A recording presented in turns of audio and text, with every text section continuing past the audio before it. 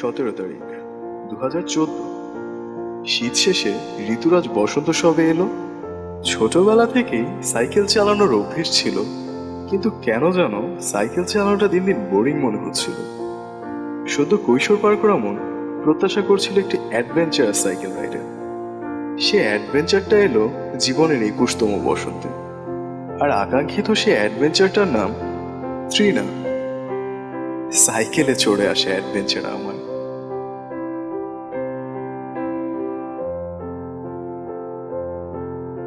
তারপর থেকে শুরু হলো প্রতীক্ষার এক একটি প্রহর গোনা। ঠিক সময় মতো সাইকেল নিয়ে সে পথে আমি হাজির। এ যেন আমার দৈনন্দিন কাজের একটি গুরুত্বপূর্ণ অংশ। সে একই পথ, একই গাছের নিচে আমার দাঁড়িয়ে থাকা, ওর অপেক্ষায়। ও কখন আসবে আমি অধীর হয়ে থাকতাম।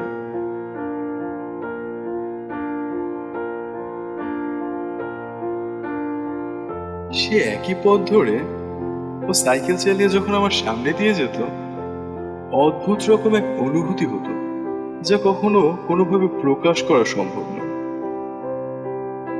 যতক্ষণ না ওর ছায়াটা চোখের আড়াল হতো, ততক্ষণ অব্দি আমি তাকিয়ে থাকতাম।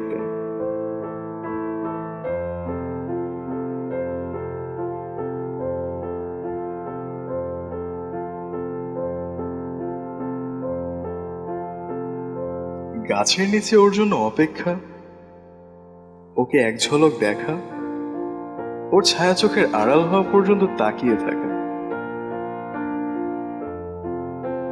এভাবেই চলছিল। অতঃপর দূর থেকে দেখতে দেখতে একদিন সুযোগ হলো কাছে আসার।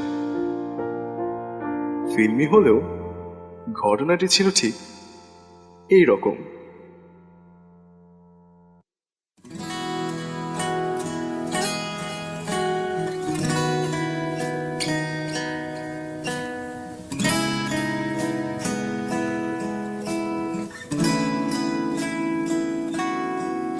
শুধু একটি বার নয়, বারে বারে আমি তোমার প্রেমে পড়তে চাই। নয় স্বল্প সময়ের জন্য আমৃত্যু হাতে হাত রাখতে চাই। শুধু থেকো তুমি পাশে, আছো সব অভিলাষে। কত সুর কত গান, সব কথাগুলো তোমার জন্য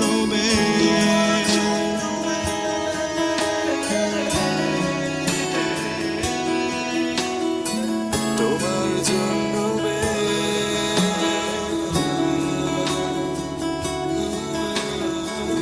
চাওয়া পাওয়া ছিল যত তোমার আমার, কখন যেন হয়ে গেল আমাদের।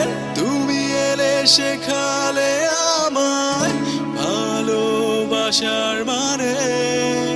চাওয়া পাওয়া ছিল যত তোমার আমার, কখন যেন হয়ে গেল আমাদের। তুমি এলে শেখালে আমায় ভালোবাসার মানে। কত সুর কত গান, সব কথাগুলো তোমার জন্য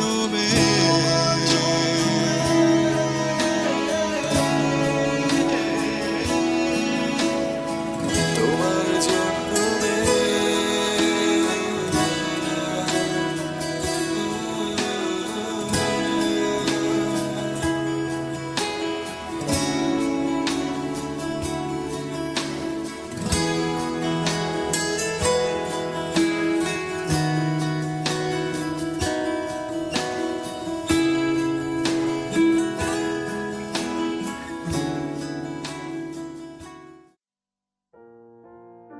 একদিন হঠাৎ ট্রিনা আমাকে সেই গাছটির নিচে নিয়ে গেল।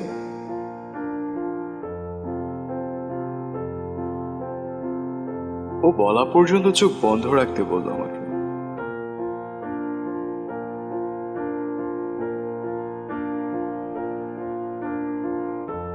ও বলার পর চোখ খুলে দেখি ওর হাতে একটা বক্স। র্যাপিং করা। যখনই আমি খুলতে যাব, ও বলল এই বক্সটা আজ এই গাছের নিচে গর্ত করে এখানে রেখে যাব, আর তোমার জন্মদিনে আমরা এই বক্সটা খুলব।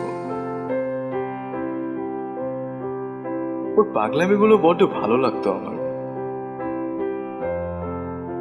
তাই আমি ওর সুবোধ বালকের মতো মাটি খুঁড়ে তাতে সেই বক্সটা রেখে দিলাম।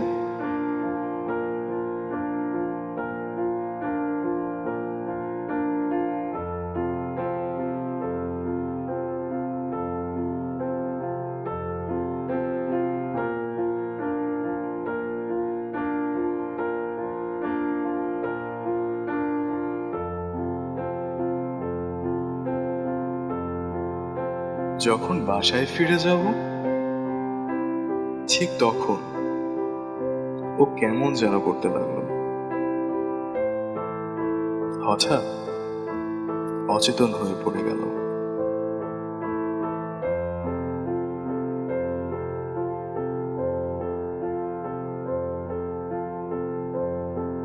যখন হাসপাতাল থেকে ফোন আসলো আর বলল ট্রিনার জ্ঞান ফিরেছে, তখন পাগলের মতো ছুটে গেলাম হাসপাতালে, ওর কাছে।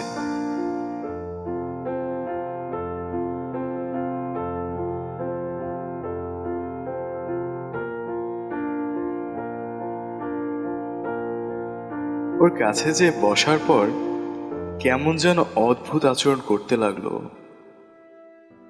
যেন ও আমাকে চেনেই না, আমি অপরিচিত কেউ। কিছু বুঝতে উঠতে না পেরে যখন ডাক্তারকে জিজ্ঞেস করলাম, তখন সে বলল Trina early onset degenerative Alzheimer নামক এক রোগে আক্রান্ত। এ রোগে আক্রান্তরা তাদের অতীতের সব কথা ভুলে যায়। ট্রিনারও ঠিক তাই হয়েছে, পেছনের কিছুই মনে নেই আর।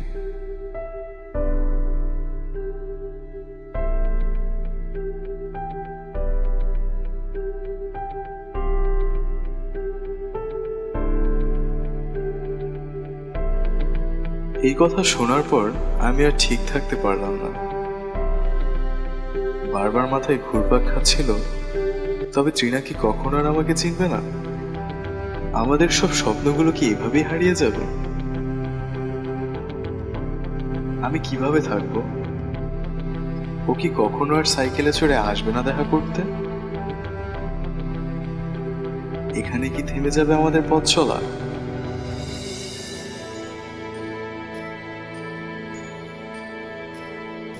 না, আমি তা কোনোভাবে হতে দেব না।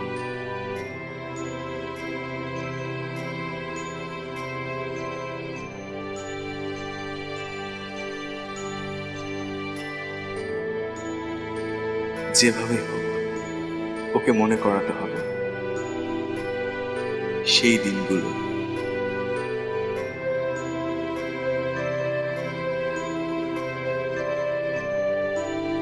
এই চিন্তা থেকে সিদ্ধান্ত নিলাম ওকে নিয়ে যাব সেই জায়গাগুলোতে যেখানে মিশে আছে আমাদের ভালোবাসার অনেক স্মৃতি। ভালোবাসাময় দিনগুলোয় যেখানে আমরা হাত ধরে করেছি অনেক অনেক প্রতিজ্ঞা।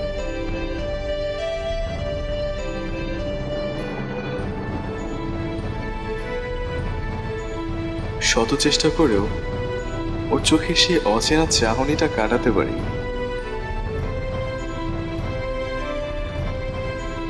তাই না পেরে মাটির নিচে রাখা সেই বক্সটা বের করে ওকে দেখালাম, তাও যদি মনে পড়ে সেই দিনগুলো। কিন্তু ভাগ্য যেন কোনোভাবেই সঙ্গ দিচ্ছিল না।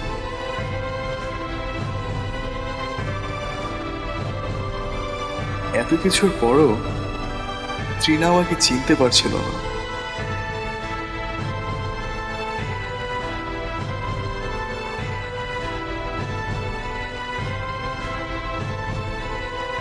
তাই ট্রিনা ধীরে ধীরে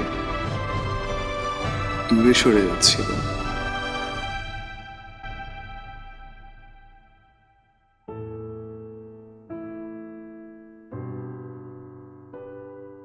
আমাকে একা রেখে।